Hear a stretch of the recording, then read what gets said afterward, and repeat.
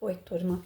Do livro As Mais Belas Parábolas de Todos os Tempos, Alexandre Rangel, volume 3, no texto Razão para Ser Feliz. O ancião, repleto de alegria, cantava um hino de louvor à vida à margem do caminho. Um passante pessimista, magoado com tanto júbilo, indagou-lhe agressivo: por que tal felicidade? Será porque a morte já o espreita? Não é por isso, mas por outros 3 motivos. Respondeu o idoso: primeiro, porque eu sou um homem. Segundo, porque a dúvida que a tantos atormenta não encontra agasalho em mim. Sou um homem de fé. E por fim, porque todos sabemos que o corpo é de breve duração. Eu sou um homem que tem vivido muito.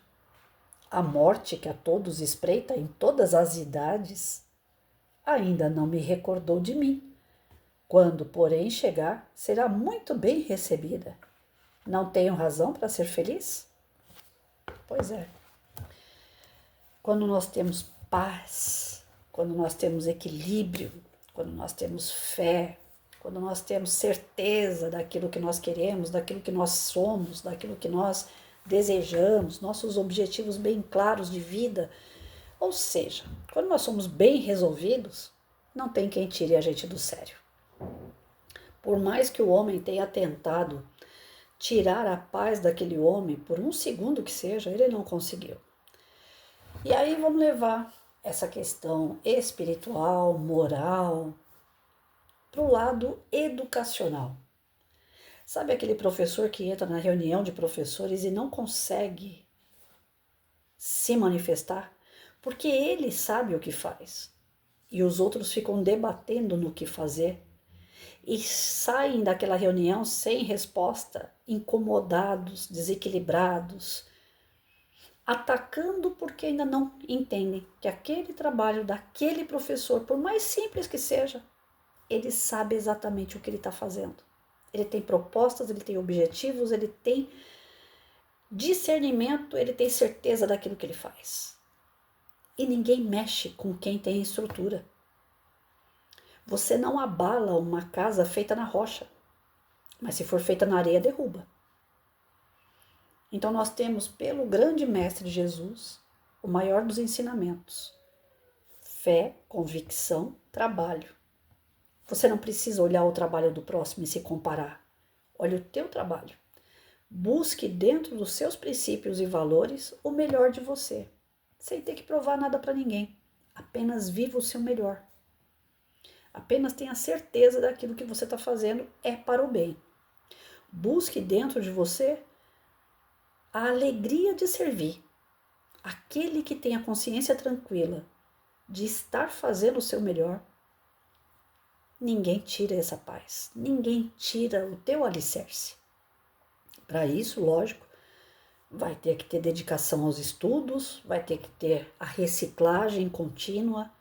Eu tenho um médico de quase 80 anos de idade. Já era para esse homem ter, inclusive, aposentado. Mas ele descobriu a doença que eu tenho. Ele trata a doença que eu tenho e não partir dessa para melhor, porque eu tenho aquele médico reciclando continuamente os seus conhecimentos. Eu passei por 3 anos e meio, gente, fazendo exames de todos os tipos que vocês podem imaginar. Eu entrei naquele túnel de ressonância por quase 2 horas. Fizeram um exame do fio do meu cabelo ao dedão do pé. Por quase 2 horas deu ali, naquela máquina. Entra na máquina, sai da máquina, entra na máquina, sai da máquina. Fiz eletromiografia, fiz exames de revirar o meu corpo do avesso e médico nenhum descobriu o que eu tinha. Médico nenhum conseguiu me dar um remédio para estabilizar a dor que eu sentia.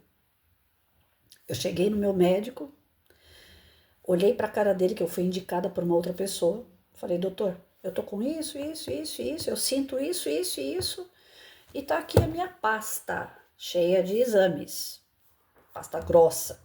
Falei: tá aqui. O senhor olha e, por favor, me dá uma solução. Esse médico deixou a minha pasta de lado, olhou para mim e falou: você tem poliomielite. Eu falei para ele: o senhor vai me desculpar, não é querendo ser desrespeitosa, mas o senhor nem olhou a pasta. Ele falou: eu não preciso. Eu até olho se você quiser, mas você tem poliomielite. Calado ali, eu fiquei impactada. Ele foi escrevendo, aí ele falou assim: tá aqui, ó, você faz esse exame de sangue, não é um exame exorbitante que você paga ou faz no posto de saúde, uma mixaria, você não vai ter gasto nenhum, se quiser. Você faz esse exame aqui daqui a 30 dias depois de você tomar essa medicação, um comprimido. Eu falei: mas eu tô tomando comprimido, tô tomando injeção, Ele falou: para com tudo, toma esse comprimido, daqui a 30 dias faz o exame e volta aqui. Eu falei: esse médico é maluco. Tantas 3 anos e meio vasculhando o que eu tinha e ninguém sabia o que eu tinha. Como é que ele podia saber o que eu tinha? Tomar um comprimido por dia e fazer um exame de sangue simples para descobrir se realmente aquilo ali era uma poliomielite. Eu quase não andava nessa época, eu andava segurando em tudo. 30 dias depois eu voltei sem segurar em nada, andando reto, sem dor nenhuma. Como é que aquele médico fez o que tantos outros tiveram a oportunidade de fazer e não fizeram? É porque ele tinha a certeza, o estudo, a fé, o conhecimento, a base sólida. E eu não estou falando de lado religioso, não. Estou falando de ciência pura. É porque ele recicla os conhecimentos dele e ninguém bate nele. Ninguém consegue derrubar o conhecimento daquele médico. Ele é perfeito? Não. Mas ele estuda. Então, o professor que queira enfrentar um sistema corrupto, que é o sistema da educação, que está infiltrado uma série de pessoas do mal, maligna mesmo, com essas militâncias horrorosas, de destruir as famílias, de acabar com a moral e os princípios dos nossos alunos, acabar com sonhos reais, de profissionais reais, para viverem em base de Bolsa Família, enquanto nós tivemos que combater diretores, vice-diretores, supervisores, coordenadores, professores vendidos a essa militância. Enquanto a gente tiver que combater os pais que são omissos, que não têm responsabilidade sobre a educação dos seus filhos, colocando a responsabilidade toda para a escola.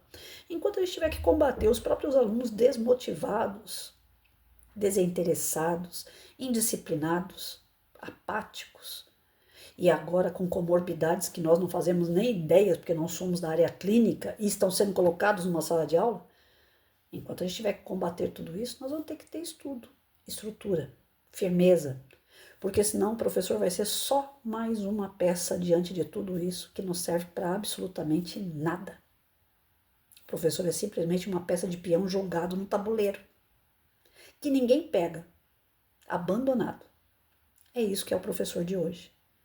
Então, cabe a cada um de nós estudarmos, reciclarmos, termos conhecimento, ter estrutura, ter aquela pedra sólida que ninguém toma, que ninguém tira e que nós podemos simplesmente nos colocar diante das situações com respeito, com responsabilidade, com exatidão daquilo que a gente almeja. O nosso objetivo principal não é a conta do salário, ela também serve muito para nós. Mas o nosso principal é o aluno. O professor que não dá conta da sua missão enquanto professor, responsável por vidas, né? O professor que é só responsável por conteúdo, ele não é professor. Mas nós somos responsáveis por vidas. Se a gente não assumir essa postura, de nada vale a nossa profissão. O vento leva. É um castelo construído em cima da areia.